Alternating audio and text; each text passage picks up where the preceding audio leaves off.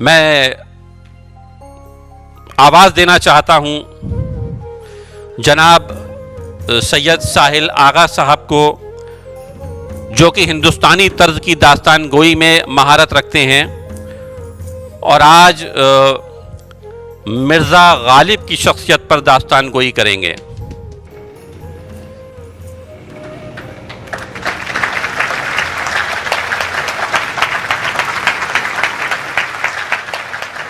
خواتین و حضرات آداب۔ غالب کو نئے زاویے سے سننا ہے اور جاننا ہے تو ضرور پڑھیں وہ خط جس کا جواب غالب نے لکھا تو مگر کبھی بھیجا نہیں، کبھی روانہ نہ کیا۔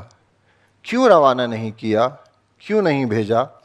کہ اس خط کا ذکر کریں گے۔ غالب کو الگ زاویے سے سمجھنا اور اس پہ داستان کہنا ایک امتحان ہے، کیونکہ غالب کی شاعری ایسی ہے کہ اس میں ذرا سی بات ادھر سے ادھر کر دیں تو وہ کہیں سے کہیں پہنچ جاتی ہے، اور یہی داستان گوئی فن۔ غالب کو خود داستان گوئی فن بہت پسند تھا، اور وہ خود کہتے ہیں کہ طلسم ہوش ربا کا ایک دفتر اور شراب کی بوتل مل جائے تو انسان کو زندگی میں اور کیا چاہیے۔ کہ غالب کی شاعری کا ذکر کریں۔ نقطہ چین ہے غم دل، اس کو سنائے نہ بنے۔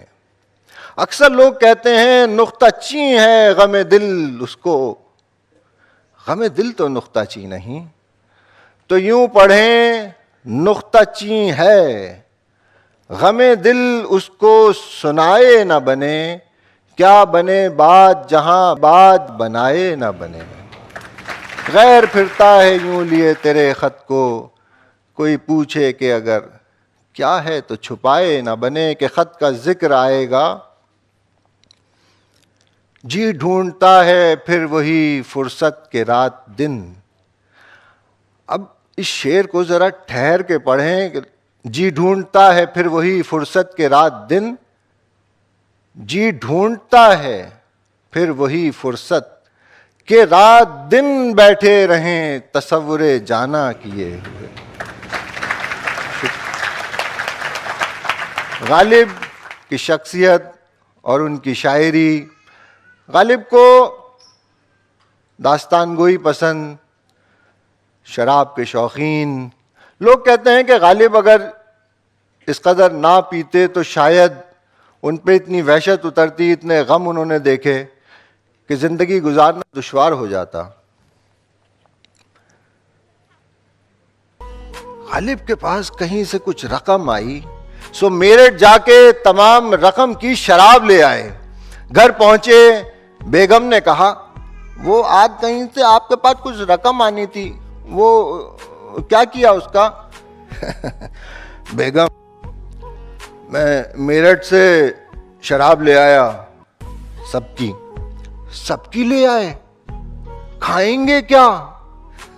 بیگم کھلانے کا وعدہ تو اس نے کیا ہے، پلانے کا نہیں کیا، سو پینے کا انتظام ہم نے خود کر لیا۔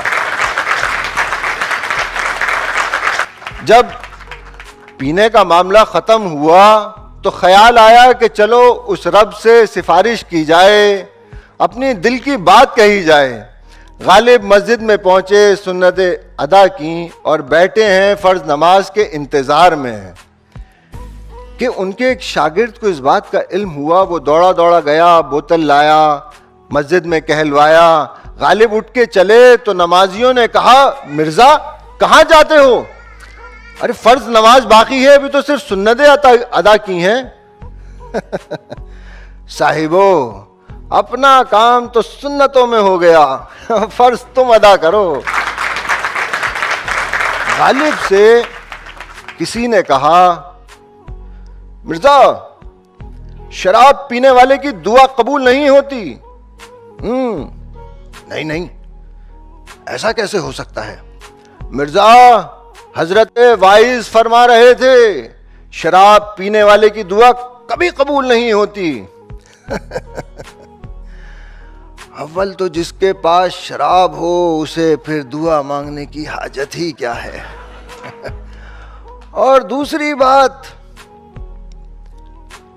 جنت میں شراب تو حضرت وائز بھی پیئیں گے اگر گئے تو.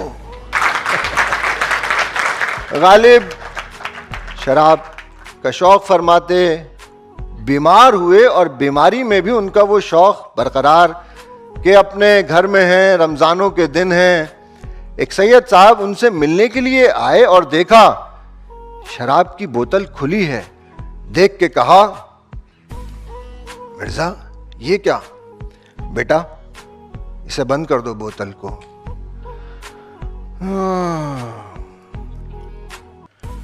رہنے دو ابھی ساغر و مینا میرے آگے، گو ہاتھ کو جنبش نہیں، آنکھوں میں تو دم ہے.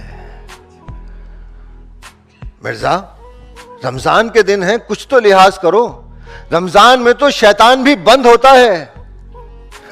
جی حضور، وہ اسی کوٹری میں تو بند ہوتا ہے، یہی ہے.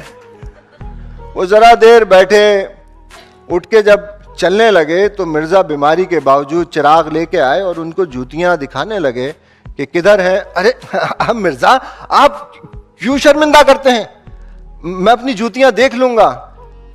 نہیں نہیں، میں جوتیاں دکھا نہیں رہا ہوں، اپنی نئی جوتیاں بچا رہا ہوں. سید صاحب رخصت ہوئے، ان کے بیٹے بیٹھے رہے. مرزا صاحب کی طبیعت ناساز، وہ لیٹے آرام کرنے لگے. سید زادے ان کے پاؤں دبانے لگے. مرزا نے کہا، ارے میاں کیوں گناہگار کرتے ہو تم، سید زادے ہو، نہ ایسا نہ کرو. حضور آپ اس کے بدلے مجھے کچھ نذرانہ پیش کر دیجیے گا. ایسی کیا بات، اجرت دے دیجیے گا. ہاں یہ بات ٹھیک ہے. وہ پاؤں دباتے رہے اور غالب صاحب سو گئے. صبح ہوئی، جب وہ نوجوان سید زادے آئے اور انہوں نے آ کے کہا، حضور وہ میری رقم تو ذرا عنایت کیجئے. رقم؟ بھائی کس معاملے کی، ہمیں ذرا یاد دلاؤ. حضور میں نے رات آپ کے پاؤں دابے تھے. اچھا، تم نے ہمارے پاؤں دابے، ہم نے تمہاری رقم دابی، حساب برابر. غالب کی یہ حاضر جوابی نہ کہ صرف اپنے دوستوں کے درمیان بلکہ جب وہ بادشاہ کے روبرو ہوتے جب بھی جاری رہتی. کہ ایک مرتبہ کا واقعہ، غالب بہادر شاہ ظفر کے ساتھ ان کے باغ میں ٹہل رہے تھے. غالب کو آموں کا بڑا شوق. اچھا، آم سے ایک بات یاد آئی کہ غزل کی محفل میں داستان سنانا ایسا ہی ہے جیسے آموں کی دعوت میں کسی کے سامنے پپیتا رکھ دیا گیا ہو. اب آپ اس کچے پکے پپیتے کا ذائقہ لیں کہ جب تک آموں کی بات ہو کہ بہادر شاہ ظفر کے ساتھ باغ میں ٹہلتے تھے اور وہاں پہ ثمر بہشت کے پیڑ لگے اور غالب غور سے اس پہ آموں کو دیکھتے. ثمر بہشت ایک آم کی خاص نسل ہے، لکھنؤ والے تو ضرور جانتے ہوں گے، باقی ادب والے جانتے ہیں. یہ وہ پیڑ ہے جس میں پانی نہیں، کیوڑا اور دودھ پڑتا ہے، ساتھ میں کشمش گھول ڈالا جاتا ہے. اور مغلوں کے باغ میں کہتے ہیں کہ ثمر بہشت کے وہ پیڑ تھے جن کی 7 نسلوں کو دودھ سے سینچا گیا تھا. کہ غالب اس پہ لگے آموں کو دیکھتے ہیں غور سے تو بہادر شاہ ظفر نے کہا، مرزا اتنے غور سے کیا دیکھتے ہو؟ حضور میں نے سنا تھا دانے دانے پہ کھانے والے کا نام ہوتا ہے، میں دیکھ رہا ہوں اس پہ میرا نام کہاں لکھا ہے. بادشاہ سمجھ گئے. اگلے دن ایک ٹوکرا آموں کا بھیجا. غالب شوق سے آم کھا رہے تھے کہ ایک شاگرد نے پوچھا، مرزا صاحب آخر ایک پھل میں کیا خوبی ہونی چاہیے، مقصد آم میں ایسی ایک کیا خوبی ہو؟ ایک آم میں 2 خوبیاں ہونے چاہیے، ایک وہ میٹھا ہو اور دوسرا بہت سارا ہو. ان کے ایک دوست وہاں بیٹھے تھے, وہ آم نہیں کھاتے تھے, آموں کا شوق نہیں تھا انہیں. سو گلی سے کمہار گزرے اور کمہاروں کے گدھے وہیں آم کے چھلکے پڑے تھے. گدھوں نے آم کے چھلکوں کو سونگا اور آگے بڑھ گئے. ان کے وہ دوست جن کو آم پسند نہیں تھے, انہوں نے کہا, مرزا دیکھو گدھے بھی آم نہیں کھاتے. جی گدھے ہی آم نہیں کھاتے. کہ ایک اور قصہ پھر اس خط کا ذکر کریں گے. غالب جب دربار میں پہنچے تو بادشاہ ظفر نے پوچھا, مرزا رمضان میں کئے روزے رکھے؟ حضور ایک نہیں رکھا. کہ غالب کو اگر ایک الگ زاویے سے جاننا ہے تو پڑھیں وہ خط جس کا جواب انہوں نے لکھا تو مگر کبھی بھیجا نہیں, کبھی روانہ نہ کیا. غالب اپنے ایک دوست کے یہاں بیٹھے ہیں, تو فروش. غالب کہتے ہیں, میاں وہ دیوان کا کیا ہوا؟ لکھنؤ سے کوئی جواب آیا؟ مرزا نول کشور والوں نے تمہارا دیوان واپس کر دیا. لکھنؤ اور دلی کی جنگ خدا جانے کب ختم ہوگی, مگر میں تو سوچتا ہوں کہ لکھنؤ چلا جاؤں. کچھ تو مرزا اس خیال میں نہ رہنا, لکھنؤ والے دلی والوں کو شعر پڑھنے ہی نہیں دیتے. مگر میں تو لکھنؤ کا نہیں, میں تو آگرے کا ہوں. اب دلی لکھنؤ الہ آباد اودھ, ان تمام کی کوکھ سے اگر کسی روز ایک ہندوستان پیدا ہوا تو میں ضرور اس کا شاعر ہوں گا. میں تو اردو کا شاعر ہوں. اردو قلعے کی یا صرف بادشاہوں کی امراؤں کی زبان نہیں, یہ تو عوام کی زبان ہے. ایک روز لوگ میری شاعری کو پڑھیں گے جب ہندوستان مکمل ہوگا. میں اندلی پہ گلشن نا آفریدہ ہوں. میں اس چمن کی بلبل ہوں جو چمن ابھی بنا ہی نہیں, پیدا ہی نہیں ہوا. ہاں دیکھو میاں کیا ہو, ہم نے مانا کہ دلی میں رہیں گے غالب, پر کھائیں گے کیا. چلتا ہوں میاں, لالا سے کچھ رقم کے لیے کہا تھا, معلوم کرتا ہوں. ہاں مرزا دیکھو کچھ تو راستہ نکلے. کہ مرزا جو اٹھ کے چلے تو انہیں کسی دوشیزہ کے گنگنانے کی آواز آئی. یہ غزل تو مرزا تمہاری ہے. ہاں میں بھی یہی سوچ رہا ہوں, یہ زمین کی چیز آسمان پہ کیسے پہنچی. کہ مرزا سنتے سنتے بالا خانے کے زینے پہ چڑھے, دیکھا تو چلمن کے پرے ایک دوشیزہ بیٹھی انہی کی غزل گنگناتی تھیں. دل ناداں تجھے ہوا کیا ہے, دل ناداں تجھے ہوا کیا ہے, آخر اس درد کی دوا کیا ہے. ہم ہیں مشتاق اور وہ بیزار, یا الہی یہ کیا ہے, یا الہی یہ ماجرا کیا ہے. چونک کے اٹھی, آپ کون, یہ بالا خانے آنے کا کون سا وقت ہے, شام کو آئیے گا, شام میں تشریف لائیے گا. جی میں آیا نہیں, بلایا گیا ہوں. آپ یہ غزل گنگنا رہی تھیں. ہاں یہ غزل چورن منگایا تھا, اس میں لپیٹ کے دے دی, آدھی رہ گئی آدھی مٹ گئی. آپ جانتے ہیں کن کی غزل ہے؟ چورن منگایا تھا.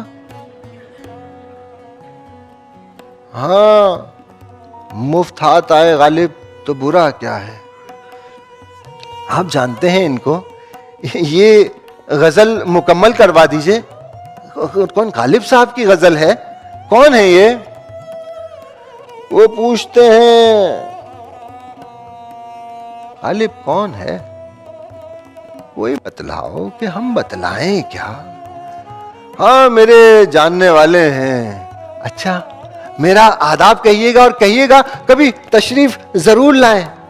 مرزا صاحب آئے اور پلٹ کے نہ گئے کہ انہوں نے خبر نکالی کہ آخر یہ غالب مرزا کون ہے، کہاں رہتے ہیں۔ خبر نکلی، معلوم ہوا کہ یہاں کتب فروش کے یہاں آتے ہیں، کتب خانے بیٹھتے ہیں اور کچھ غزل لکھ کے چھوڑ جاتے ہیں، سو وہ جاتی ہیں اور غزل منگاتی۔ ایک روز وہ کتب فروش کے یہاں پہنچی، یہ مرزا صاحب کی کوئی غزل اور عنایت کیجیے گا، ان کا کوئی دیوان ہے کیا؟ مرزا صاحب کا دیوان ابھی تک تو شائع نہیں ہوا۔ اتنے عظیم شاعر کا دیوان ابھی تک شائع نہ ہوا تو وہ خود شائع کیوں نہیں کروا دیتے؟ زمانے کے قرضدار ہیں بی بی، کہاں سے شائع کرائیں گے؟ زمانے کے قرضدار مرزا، اور زمانہ جو ان کی شاعری کا قرضدار ہے وہ اللہ۔ دیکھو بی بی، یہ آ گئے مرزا صاحب۔ آپ مرزا، آپ اس دن میرے بالا خانے پہ آئے، میں نگوڑی آپ کو بلایا بھی نہیں، بیٹھایا بھی نہیں، آپ کبھی تشریف لائیں دوبارہ؟ میں کوئی گیا وقت نہیں ہوں، جب بلاؤ گے چلے آئیں گے۔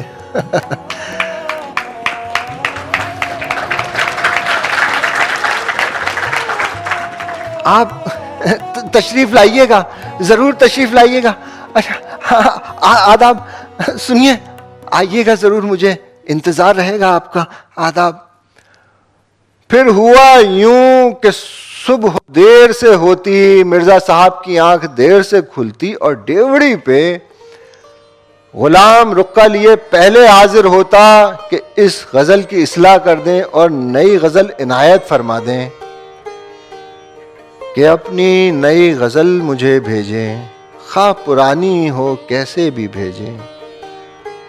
آپ کی ملاقات کا انتظار کرتی ہوں، آپ کے وعدے پہ اعتبار کرتی ہوں، کہ آپ کی شناسا نواب جان۔ نواب جان۔ غالب جواب لکھتے اور بھیج دیتے، لیکن کبھی گئے نہیں۔ حالات جب سازگار نہ تھے تو غالب کی بیگم نے کہا، سنیے جی، آپ خدا سے صلح کیوں نہیں کر لیتے؟ آخر جائیں، نماز ادا کریں، دعا مانگیں۔ بیگم، صلح خدا سے کیسی؟ بچے بڑوں سے صلح تھوڑی کرتے ہیں، وہ تو بڑے ہیں، اور اگر کہنے سے مانگنے سے وہ ادا کریں تو پھر وہ خدا کیسا؟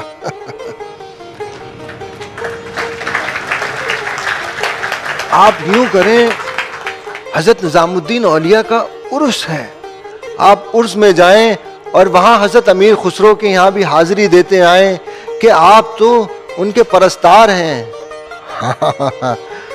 میرے کلام میں کیوں کر مزہ نہ ہو، دھو کے جو پیتا ہوں خسروے شیرینی سخن کے پاؤں۔ ہاں میں ہو کے آتا ہوں۔ غالب حضرت نظام الدین اولیاء کے مزار پہ پہنچے، سو پیچھے سے کسی کی صدا آئی، مرزا صاحب آداب۔ کون؟ معاف کیجیے گا، میں نے آپ کو پہچانا نہیں۔ جی میں نواب جان، کب سے آپ کا انتظار کر رہی ہوں، آپ تشریف نہیں لائے۔ ہاں بی بی، بس ایک کام آن پڑا ہے، سلجھ کے الجھا ہے، سلجھ کے نہیں دیتا۔ دعا کرو وہ کام ہو جائے تو تمہارے یہاں ضرور آئیں گے۔ آپ آئیں گے؟ اللہ آپ کی دعا قبول کرے اور صدقے میں چاہے میری جان ہی کیوں نہ لے لے. جان؟ بی بی یہ جان کا صدقہ کیوں دیتی ہو؟ یہ تو ایک ہی ہے تمہارے پاس. تو مرزا بھی تو ایک ہی ہے میرے پاس. خدا آپ کی دعا قبول کرے. اگر میری دعا قبول ہوئی تو تمہارے بالا خانے ضرور آؤں گا اور اپنے ہاتھ سے تمہیں دوشالہ اڑاؤں گا. خدا ضرور قبول کرے گا. اچھا میں چلتی ہوں مرزا. آداب. آئیے گا ضرور، ضرور آئیے گا. دن گزرتے رہے اور گزرتے رہے. مرزا کے دن تبدیل ہوئے. دربار سے بلاوا آیا. سراج الدولہ دبیر الملک کا لقب ان کو دیا گیا. نظام جنگ کہا گیا اور نسل تیموریہ کی تاریخ لکھنے پہ مرزا کو مقرر کیا گیا. اور تو اور بادشاہ نے انہیں شہزادوں کا استاد طے کیا. مرزا صاحب ایک روز اپنے گھر میں آرام سے بیٹھے ہیں. بیگم دیکھو، ہم جانتے تھے کہ ہم جس لائق ہیں ایک دن ہماری قدر ہوگی دربار تک. مرزا صاحب یہ تو ٹھیک ہے، لیکن اب دن بھلے ہیں. آپ جا کے لالا کا قرضہ ادا کیوں نہیں کر دیتے؟ وہ تو روز آتا ہے، اب آتا ہی نہیں. جان گیا ہوگا کہ ہم دربار میں شاہی چن لیے گئے ہیں. بیگم تم نے بھی کوئی کم دعائیں نہیں مانگی. ہم نے بھی منت کی چادریں چڑھائیں. اب یوں نہ آتا ہوگا کہ ہم شاہی ہیں. پھر بھی مرزا اب دن بھلے ہیں تو جا کے قرضہ چکا آئیں. یہ داستان اپنے اختتام کی طرف پہنچتی ہے، چلتی ہے. مرزا صاحب لالا کے جو پہنچے تو وہاں بیٹھے خادم سے کہا، ذرا ہمارا بہی کھاتا تو دیکھو. مرزا صاحب آپ کا بہی کھاتا وہ تو کب کا چکتا ہو گیا. لالا جی کے پاس ایک کچھ صاحبہ آئی تھیں دوشیزہ، آپ کا سارا قرضہ ادا کر گئی اور کہتی تھیں کہ مرزا کیسے کسی کے قرضدار ہو سکتے ہیں، ان کا قرضدار تو زمانہ ہے. دوشیزہ آئی تھیں. ہاں لالا جی نے کہا کہ واہ مرزا خوب ہے، زمانہ ان کا قرضدار ہے، مطلب وہ زمانے کو قرضہ دیتے ہیں اور ہم سے قرضہ لیتے ہیں. وہ آپ کا سارا قرضہ دے گئی مرزا، اب تو کوئی حساب نہیں. دوشیزہ کون قرضہ؟ نواب جان. مرزا ان کے بالا خانے پہ جو پہنچے تو دیکھا وہاں کچھ نہیں تھا، صرف رمدو غلام بیٹھا تھا. اس سے حال معلوم جو کرنا چاہا تو اس غلام نے کہا، مرزا صاحب نہ جانے ایک شام وحشت کے عالم میں کہاں اپنا سرمایہ لٹا آئیں، کس کو سارے زیور اور دولت دے آئیں. دراصل انہوں نے ایک مرتبہ مجھے بھیجا تھا کچھ زیور بیچنے کے لیے. کوئی ان کے جاننے والے تھے، ان کا قرضہ ادا کرنا چاہتی تھیں. میں بازار گیا، اتنے زیور دیکھے. دکاندار نے تو کوتوال کو خبر کر دی. کوتوال نے مجھے گرفتار کیا. میں نے کہا کہ یہ میرا نہیں، نواب جان کا ہے. کوتوال بالا خانے پہ آیا اور کہا، تمہیں یہ زیور بیچنے کی آخر کیا ضرورت آئی نواب جان؟ جب ہم ہیں تو تمہیں کیا فکر؟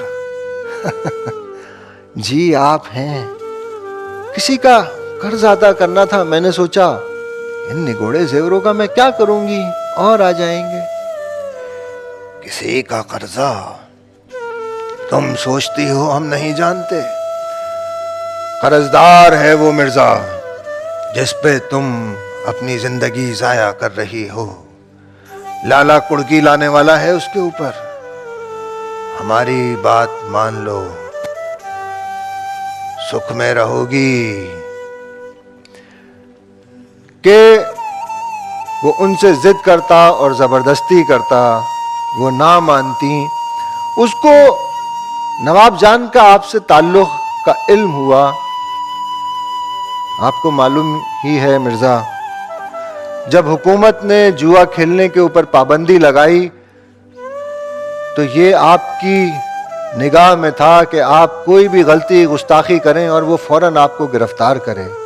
आपके घर छापा मारा और जुआ खेलने के जुर्म में आप जेल गए। किसकी फरमाइश ना लगाई आपने? बादशाह ने लिखा, रेसिडेंट साहब ने लिखा, और वो हर बार यहां आता और नवाब जान से कहता, मैं कोतवाल हूं शहर का, वो किसी की भी सिफारिश ले आए। नवाब जान, तुम हमारी बात मान क्यों नहीं लेती? हम छोड़ देंगे, रिहा करे देंगे उसको, वरना ये याद रखना, तुम्हारा शायर उसी कोठरी में मौत के दिन गिनेगा। नवाब जान को आपकी ये तकलीफ हरगिज गवारा ना थी। फिर ना जाने एक शाम कहां अपना जेवर सरमाया लुटा के लुटी लुटाई घर आई। वो शायद जानती थी कि शहर में रहेंगी तो आपके दिन यूं ही परेशानी में गुजरेंगे, कोतवाल जीने ना देगा। अपना सामान बांधा और बनारस रवाना हो गई।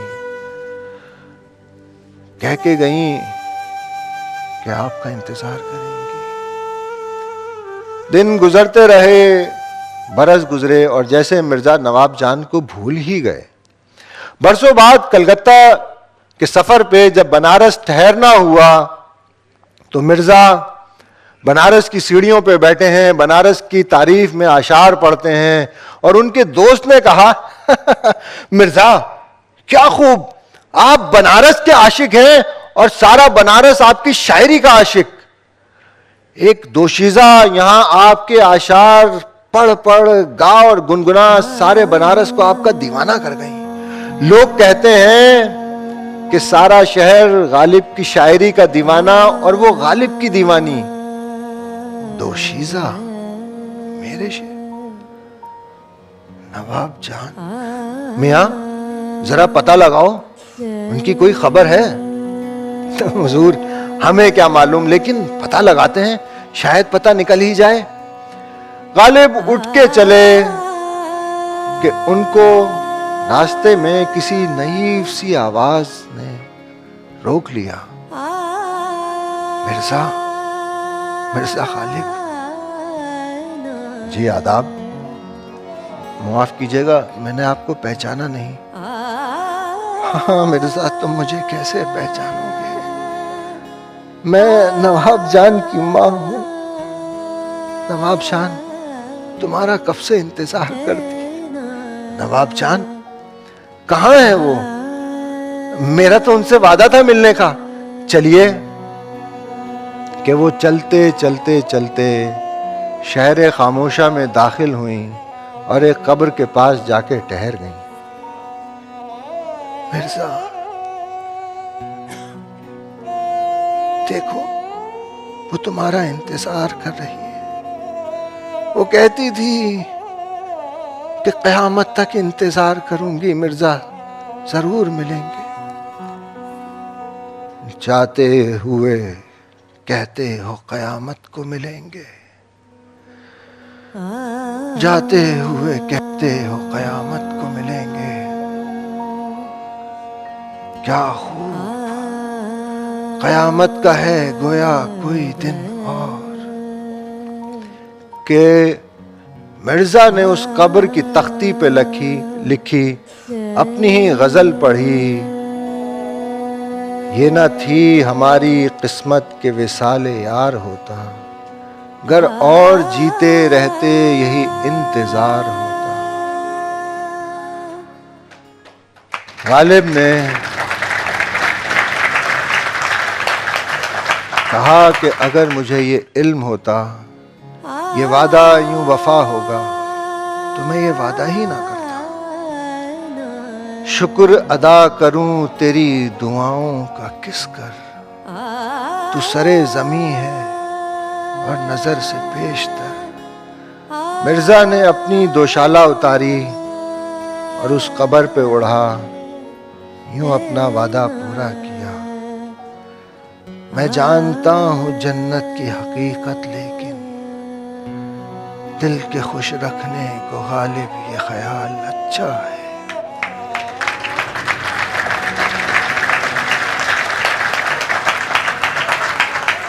اس کے بعد جانے دلی اجڑ گئی، غالب ماتم کرتے رہے دلی کا۔ غالب نے اپنے خطوط میں دہلی کی تاریخ لکھی کہ وہ خط میں لکھتے ہیں، میاں تمہیں دہلی کا حال کیا سنائیں، ایک شہر تھا عالم میں انتخاب جو نہ رہا، تمہیں اپنے کلام کا کیا ذکر سناؤں، ایک یار کے پاس تھا سو فساد میں اس کا گھر بھی جل کے خاک ہو گیا، اپنے کلام کے دیکھنے کو ترستا ہوں، کل کوئی جانے گا بھی کہ کوئی تھا غالب،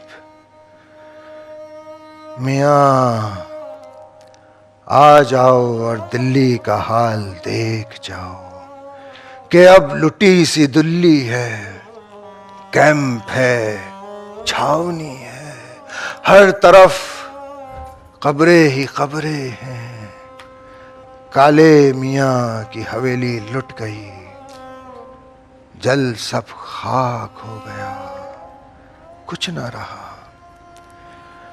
میاں اتنے مردوں کا ماتمدار ہوں کہ اپنی زندگی پہ رنج ہوتا ہے کہ کیوں زندہ ہوں، دہلی اب دہلی نہ رہی، بازار مسجد جامع کا لٹ گیا، اردو بازار کہاں، قلعہ چاندنی چوک پھول والوں کی سیر، جمنا پہ جانا کسی کا ہمیں بلانا، اب کچھ نہیں میاں، دلی اب لٹی سی بیوہ ہے، اور دلی والے اب تک دلی کو اچھا کہے جاتے ہیں، ہائے رے دلی وائے رے دلی، بھاڑ میں جائے رے دلی۔ دیر عرصہ گزرا، غالب کو ایک خط ملا جو عرصے پہلے لکھا گیا تھا، اور اس لٹتی ہوئی دلی میں ایک خط کا ادھر ادھر ہو جانا کون سی بڑی بات ہے۔ غالب نے اس خط کو لیا،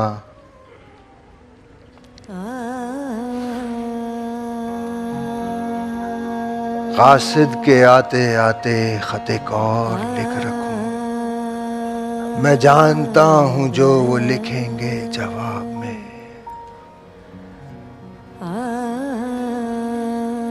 تمہارا انتظار مرزا آخری سانس تک کروں گی، یہ نہ تھی ہماری قسمت کہ وصال یار ہوتا، گر اور جیتے رہتے یہی انتظار ہوتا، تمہاری شناسا نواب جان۔